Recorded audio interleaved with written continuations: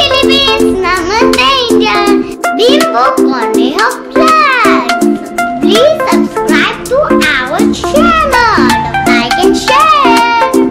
Salamat! Good morning guys. It's 6:30 in the morning here. Saturday, happy weekend mga guys. Pag-usapan natin today kung paano nga pa kami nakasali sa Eat Bulaga. And marami rin nagtatanong kung meron nga bang kami natanggap na talent fee. And kung meron nga ba, magkano. So before that, pakita ko lang muna sa inyo si dito sa bahay, si Nine.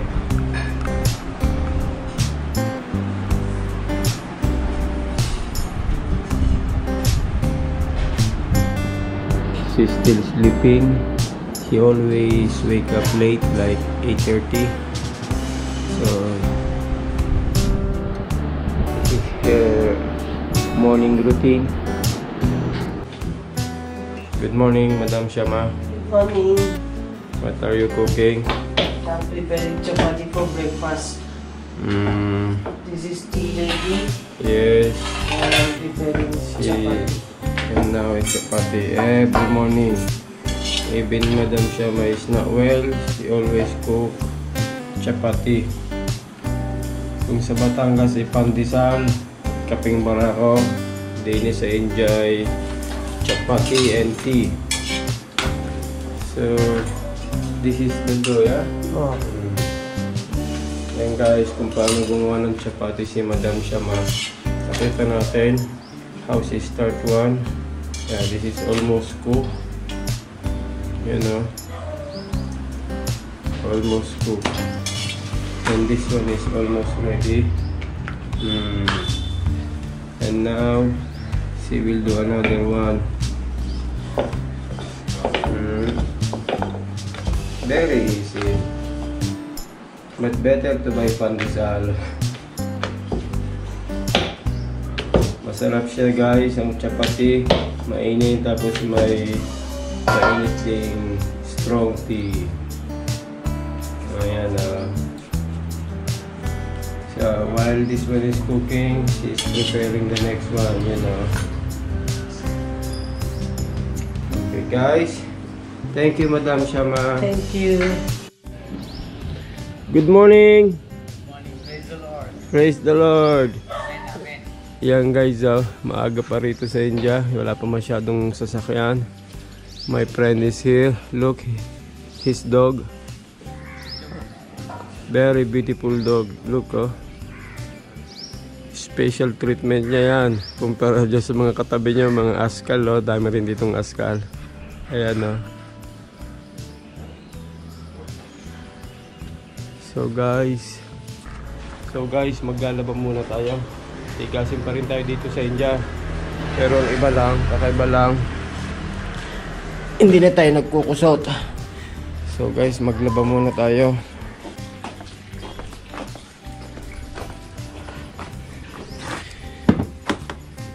Yan guys, kung before nagkukusot tayo, ngayon ay iba-iba na, hindi na nagkukusot.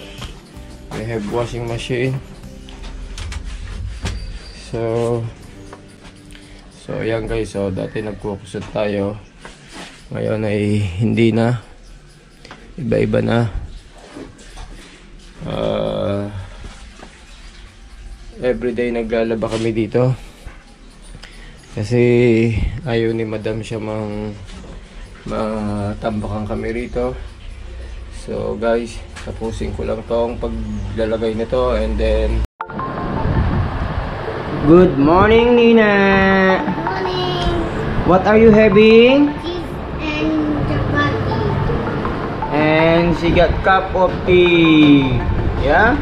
She just woke up and she's a good girl. She's having breakfast now.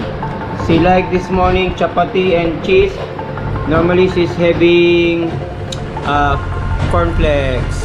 Okay, Nina, it's so hot now here in India. Look, it's just 7:40, pero may nakatutok ng konti, Nina, kasi naiinitan si Nina. Okay, Nina, enjoy your breakfast. Hello guys, dun sa mga nagtatanong kung paano kami nakasali sa Eat Bulaga, nag-apply ba kami o hindi. Sa totoo lang guys, bali may na-receive kaming message from someone about this Judgmental Eat Bulaga. She is inviting us. Her name is Ma'am Wella. So, pero nung matanggap ko yung message, so siyempre I have so many questions.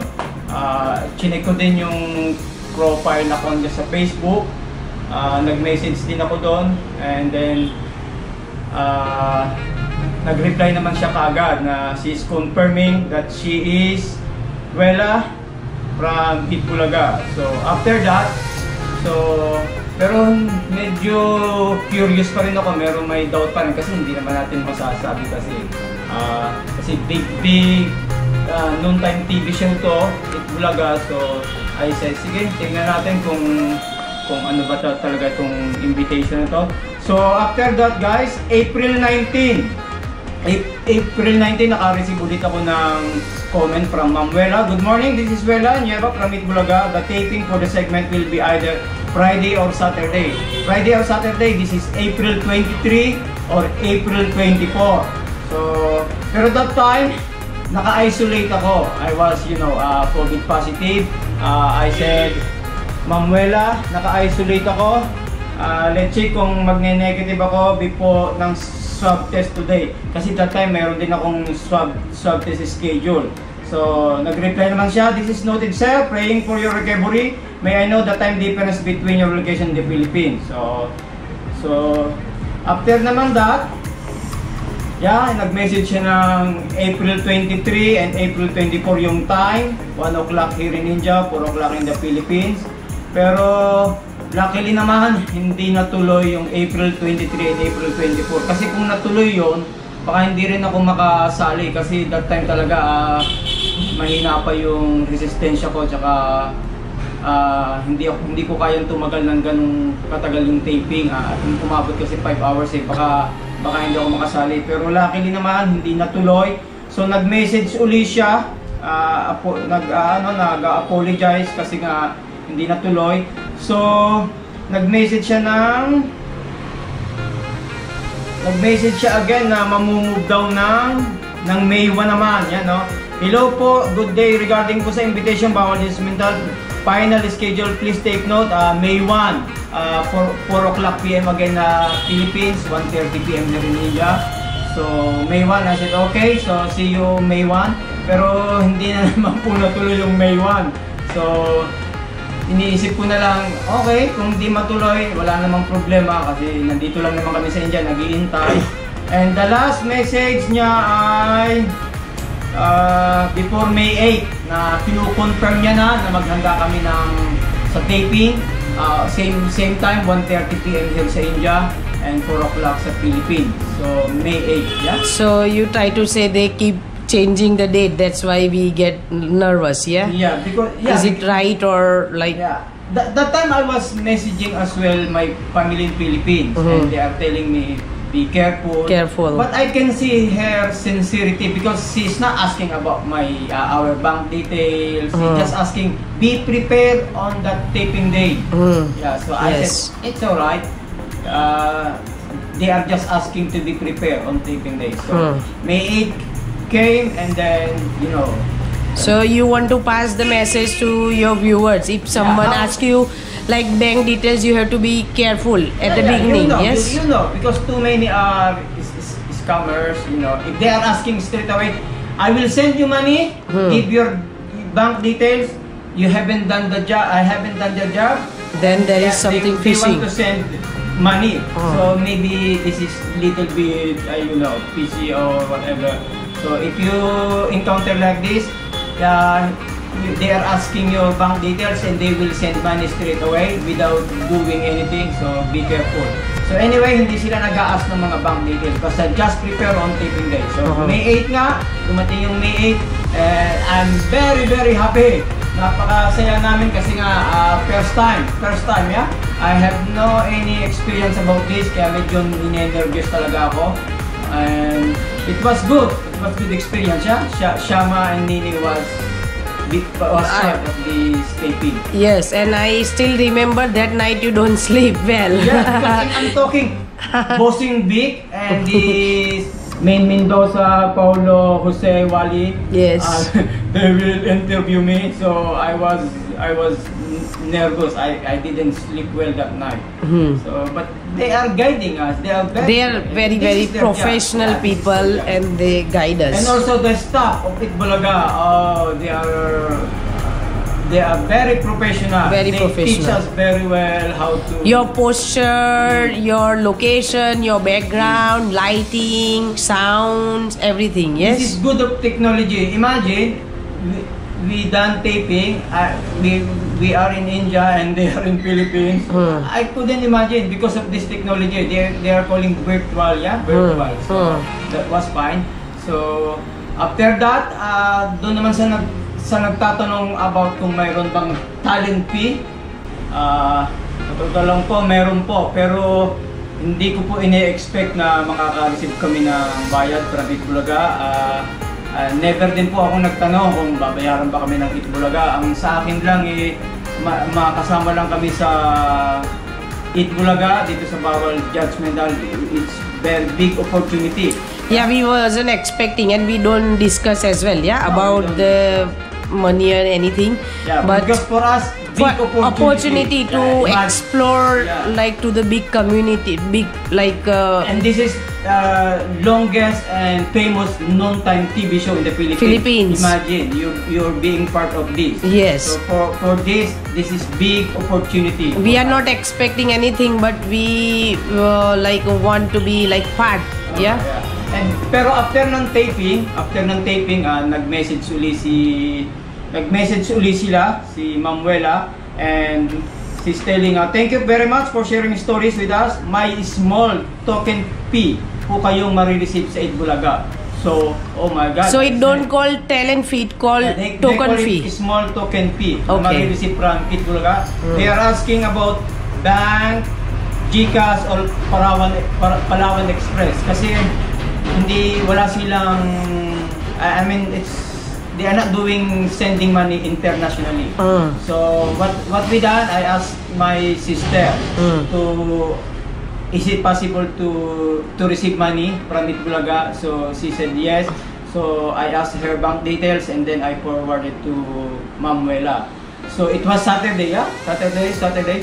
My sister forwarded my bank details, her bank details Sunday evening, and then I forwarded to Mamuela. And then Monday afternoon, Straight away, we received the fee. From Itbulaga. Yes. I said, oh, that was quick.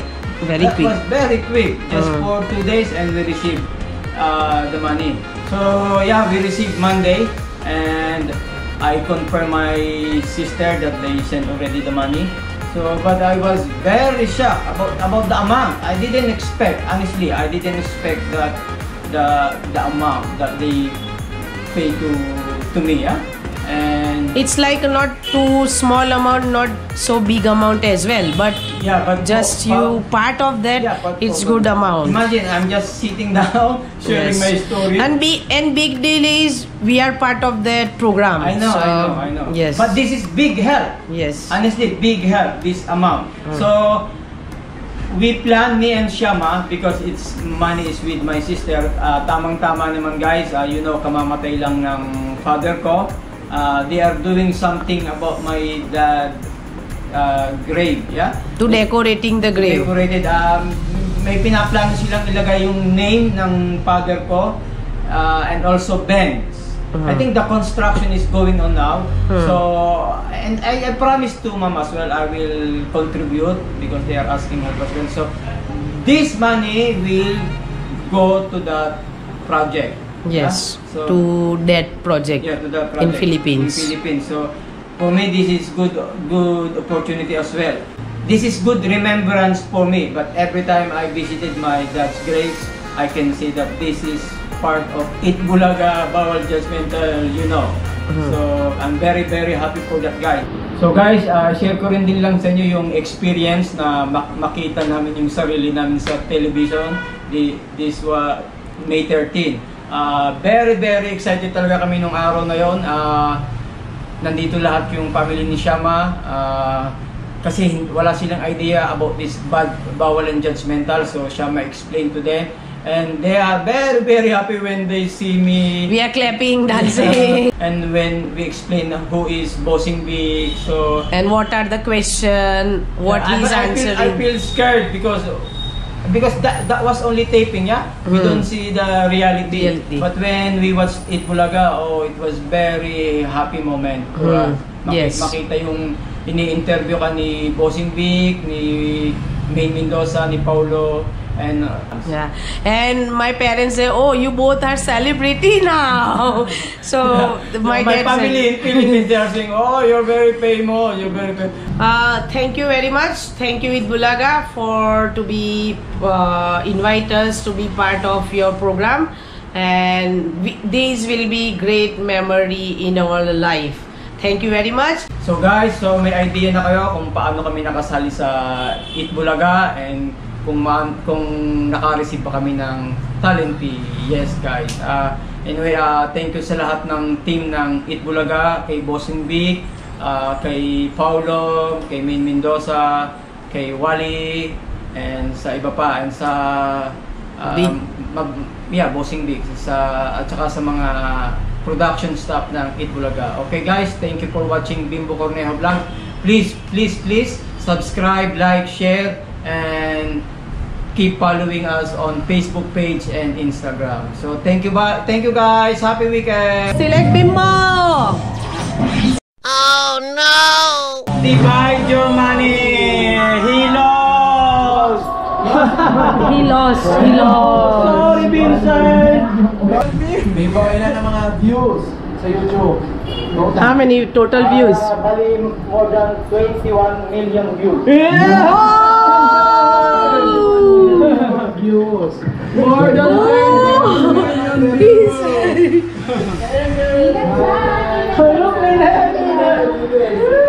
Thank you guys for watching.